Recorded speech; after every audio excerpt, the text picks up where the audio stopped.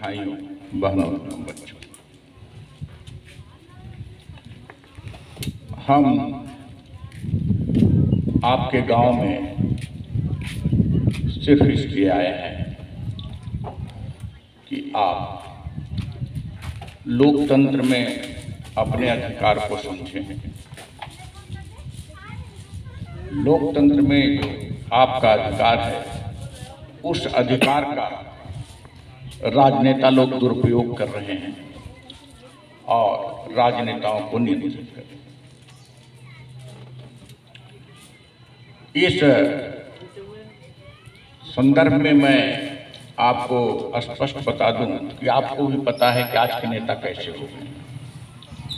आज के नेता ज़्यादातर भ्रष्ट हो गए हैं और ज़्यादातर नेता अपना हित देखते हैं और जनता को धोता बताते रहते हैं। लेकिन आप चाहें तो नेता पर नियंत्रण स्थापित कर सकते हैं और नेता स्वयं आके आपके यहाँ कार्य करें।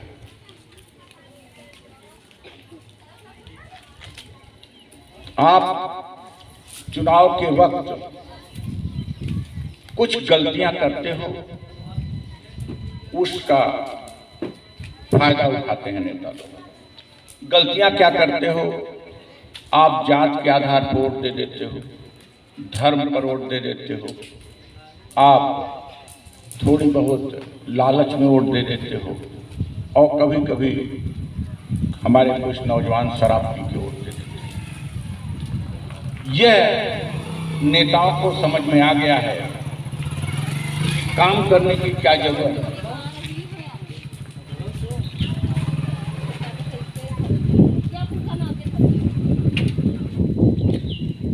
चुनाव के वक्त चलेंगे और जात धर्म पर पैसे बांटकर वोट ले लेंगे। लेकिन अगर हमारे प्रदेश की जनता, हम सभी लोग, स्त्री पुरुष सभी यह सोच लें कि हम जात के आधार पर वोट नहीं देंगे, हम धर्म के आधार पर वोट नहीं देंगे, हम पैसे लेके वोट नहीं देंगे, तो नेता, आपका विधायक, आपका मंत्री गांव में आने लगेगा, क्योंकि तब उसको एहसास हो जाएगा कि वोट काम पर मिलेगा, न कि जात पर। ऐसी स्थिति में आपको करना यह है कि जो भी पार्टी आवे, जो भी नेता आवे, उनसे उनकी छानबीन करिए कि नेताजी आप क्या करते हो, आप पर कोई आरोप तो नहीं है, आप ईमानदार हो कि नहीं, आप जात और धर्म पर वोट तो नहीं मांगोगे, आप हमको खरीदोगे तो नहीं। और नेताजी आपको वोट अगर दे दे तो आप कितने दिन में यहाँ फिर आओगे? 5 साल बाद आओगे कि हर 6 महीने पर आओगे? ये आपका अधिकार है। अगर हर नेता को मजबूर कर दिया जाए कि वह हर 6 महीने पर आपके गांव में आकर अपने काम का जवाब दे, तो नेता दुष्ट हो जाएगा। क्योंकि उससे हम प्रश्न नहीं करते, वो जब आता है तो माला फूल लेके दौड़ते हैं और अपनी पर्ची और मांगने दौड़ते हैं। लेकिन उससे केवल ये कहा जाए हमको कुछ नहीं चाहिए, हमारा हक चाहिए, और हमारा हक है कि तुमको लखनऊ दिल्ली भेजते हैं तो हर 6 महीने पर आके जवाब दो कि आपने क्या किया। हम यही चाहते हैं कि आप सभी लोग, पूरे प्रदेश के लोग अब अपने हक की बात करें और किसी के सामने हाथ न फैलाएं, किसी नेता के सामने, क्योंकि नेता कुछ देता नहीं, अधिकारी कुछ देता नहीं, अपने घर से नहीं देता, आपका हक देने में भी वो नाटक करता है। तो ऐसी स्थिति में हमने पहली चीज तो हम सभी पार्टियों को ये संदेश देना चाहते हैं कि आप अच्छे लोगों को टिकट दीजिए और जो आपका प्रतिनिधि हो वह गांव में आके जवाब दे। हम अपनी तरफ से यह सुनिश्चित करते हैं कि हम जिसको भी टिकट देंगे उसको एफिडेविट देना पड़ेगा कि वह हर 6 महीने पर हर पंचायत में आकर जवाब देगा, और यदि वो ऐसा नहीं करेगा तो उसको पार्टी से निकाल दिया जाएगा। हमारी सोच है कि अगर यही कार्य हर राजनीतिक दल करे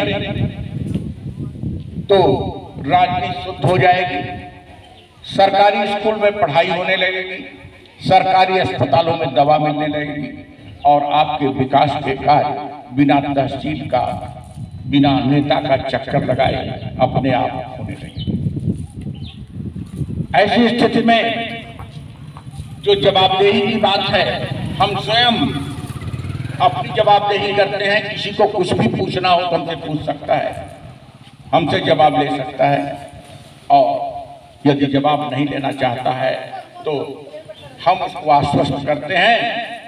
पहला तो निवेदन करते हैं कि किसी को वोट देने के पहले उसको ठोंक बजा दीजिए, उससे पूछ लीजिए कि तुम्हारे ऊपर भ्रष्टाचार का आरोप नहीं है, उससे पूछ लीजिए कि जात और धर्म पर वोट तो नहीं मांग रहे हो, उससे पूछ लीजिए कि आप खरीदोगे तो नहीं, और अगर ये जवाब देता है तो उससे ये भी पूछ लीजिए कि हर 6 महीने पर आके अपने काम का ब्यौरा दो। अगर ये सभी लोग करते हैं, कहता है कोई नेता, तो उसको वोट दे दीजिए, मेरी कोई जरूरत नहीं। और अगर नहीं कहता है तो आप लोग आइए, हम यह सुनिश्चित करेंगे कि हमारा जो भी, हमारी पार्टी का जो विधायक होगा, हमारी पार्टी का जो जिलाध्यक्ष होगा, वो हर 6 महीने पर आएगा, यहाँ के पंचायत भवन पर या यहाँ के स्कूल पर या यहाँ के इस पीपल के पेड़ के नीचे पूरे गांव को जवाब देगा कि उसने 6 महीने में क्या किया। आप ही सोच लीजिए, अगर कोई विधायक 5 साल में 10 बार आवे आपके गांव, 6 महीने का मतलब साल भर में 2 बार, 5 साल में 10 बार, तो विकास होगा कि नहीं?